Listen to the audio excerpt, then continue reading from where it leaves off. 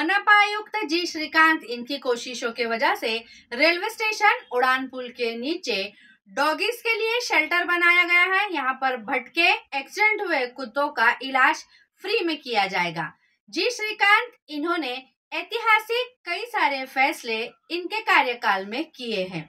इन्होंने उड़ान पुल के नीचे का वेस्टेज रास्ता कुत्तों के हॉस्पिटल बनाने के लिए यूज में लिया है। इतनी खूबसूरत सोच के लिए जी श्रीकांत को सलाम है। आज मनपा आयुक्त जी श्रीकांत इनकी खूबसूरत सोच की वजह से रेलवे स्टेशन के उड़ान पुल के नीचे का हिस्सा जो दारू व्यसन करने वाले लोगों से घिरा हुआ था, वहां पर हमारे मनपा आयुक्त जी श्रीकांत इनकी सोच के वजह से डॉग शेल्टर में तब्दील हो चुका है। इस डॉग शेल्टर में कुत्तों के लिए हॉस्पिटल बनाया गया है। यहाँ पर भटके कुत्ते, एक्सीडेंट हुए कुत्ते, इन सभी का इलाज बिल्कुल फ्री में किया जाने वाला है। इसका उद्घाटन मनपा प्रशासक जी श्रीकांत, हमारे पालक मंत्री संजय जी शिरसाट, हमारे शहर के पुलिस आयुक्त प्रवीण पवार, माजी महापौर नंदकुमार घोड़ेले, इनके मौजूदगी में किया गया। यहाँ पर बहुत खूबसूरत हॉस्पिटल बनाया गया है जिसमें डॉग्स के लिए कई सारे सेपरेट शेल्टर बनाए गए हैं। इसी के साथ साथ यहाँ पर ओपीडी बनाई गई है, ऑपरेशन थिएटर बनाए गए हैं और कई सारे शेल्टर बनाए गए हैं, जिसकी वजह से शायद अब बच्चे और बड़ों को पागल कुत्तों से डरने की ज़रूरत नहीं पड़ेगी।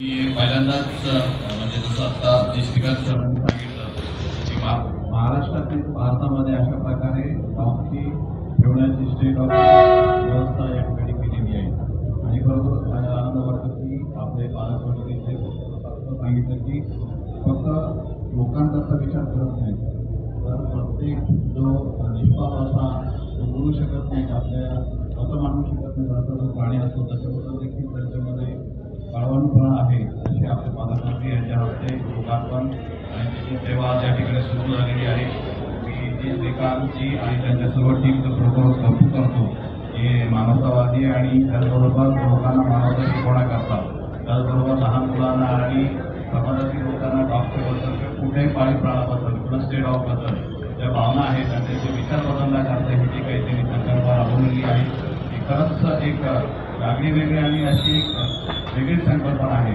सगळ्या महाराष्ट्रामध्ये आणि सगळ्या भारतामध्ये त्याचा प्रकारे जर आपण अंगीकारला तर निश्चितच लोकांचे मत जे आहे पाळीव प्राण्याबद्दल करू शकतील. कारण मी बघत असतो की पोलीस डिपार्टमेंटमध्ये खूप तक्रारी येतात डॉगच्या बाबतीत असते कुठल्याही प्राणी असतील आणि त्याला सामाजिक संघटना असतात ते बरंच काम करत असतात त्यांना गुन्हे दाखल करण्यापासून त्या प्राण्याला केलेल्या हालपर्यंत खूप अडचणीला तोंड द्यावं लागतं. मग पेटासारख्या आंतरराष्ट्रीय संघटना त्याच्यात पडतात आणि तेव्हा हायकोर्टामध्ये किंवा इतर कोर्टामध्ये देखील त्याचे दावे दाखले होतात मग त्याच्यानंतर कारवाईला सुरुवात होते.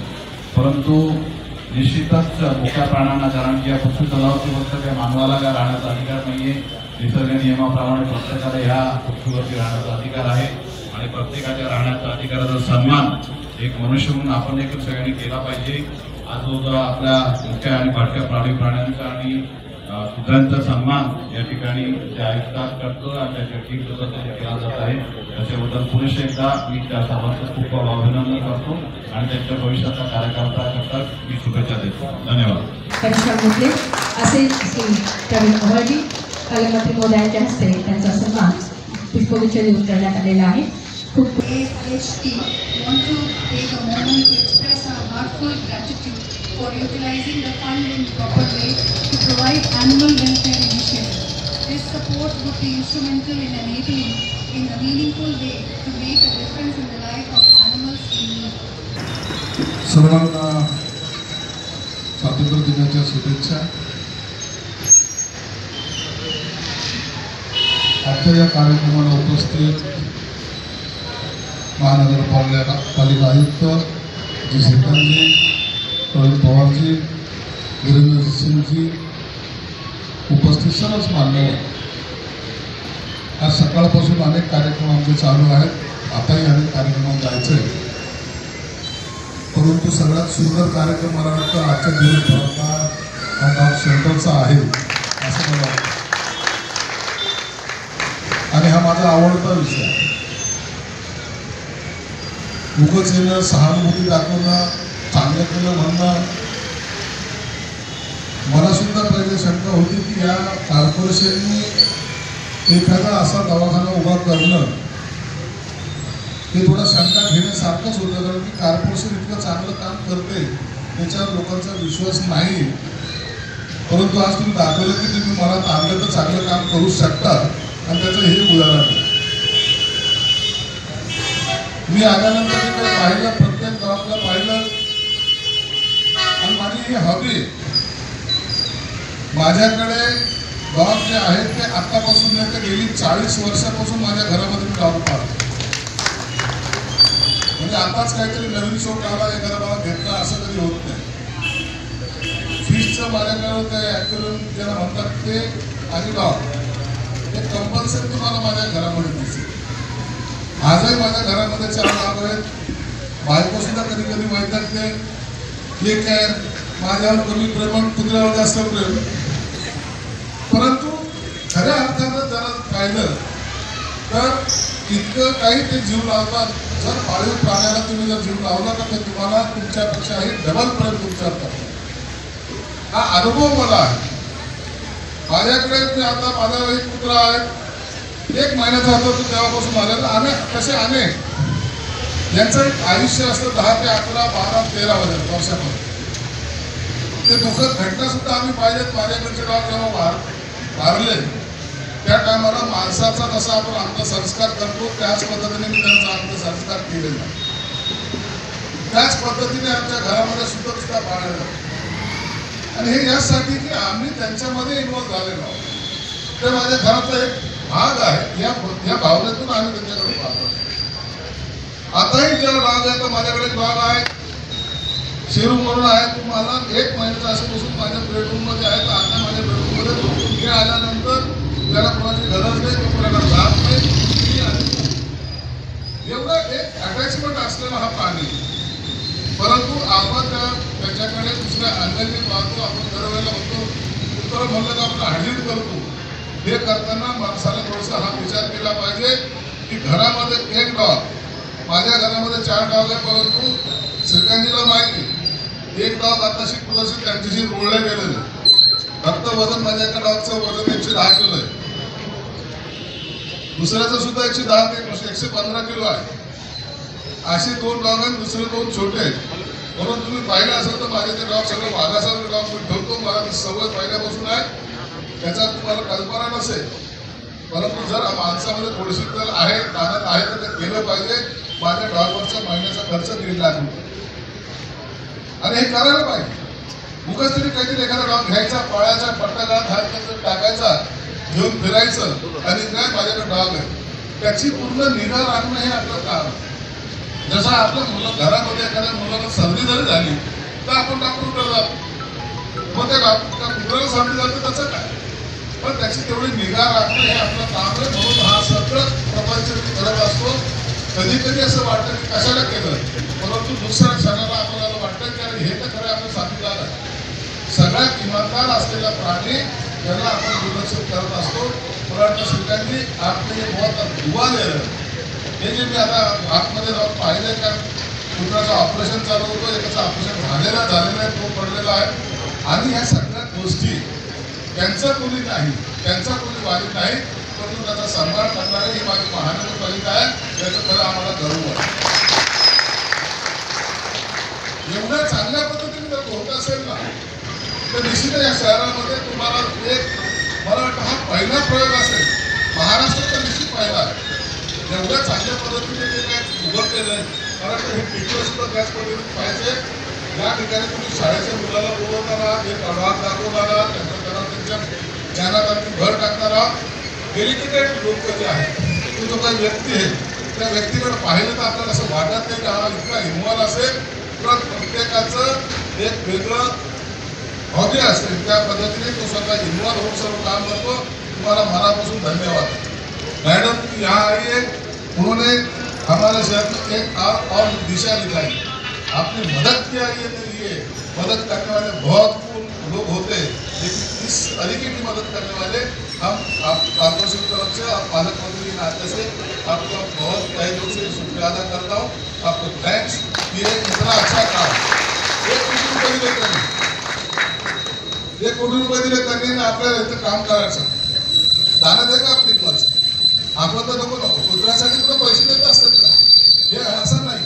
पण तो एक माणुसकीचं नातं जपलं ते आज बँकेवरून तिथं आले आणि तेवढं मदत करते. याच्यापासून आपण बोध घेतला पाहिजे, आपण शिकलं पाहिजे.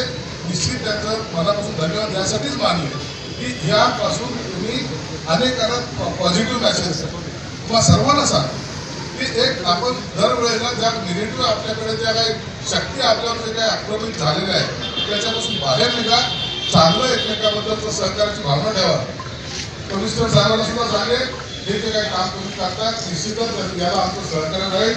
भविष्यामध्ये या शहरामध्ये फक्त आम्ही कचरा उचलणारे लोक आहोत, आम्ही पाणी देणारे लोक आहोत, आम्ही ड्रेनेज साफ करणारे लोक आहोत, आम्ही बिल्डिंग पाडणारे पण आहोत, आम्ही बिल्डिंग बनवणारे पण आहोत.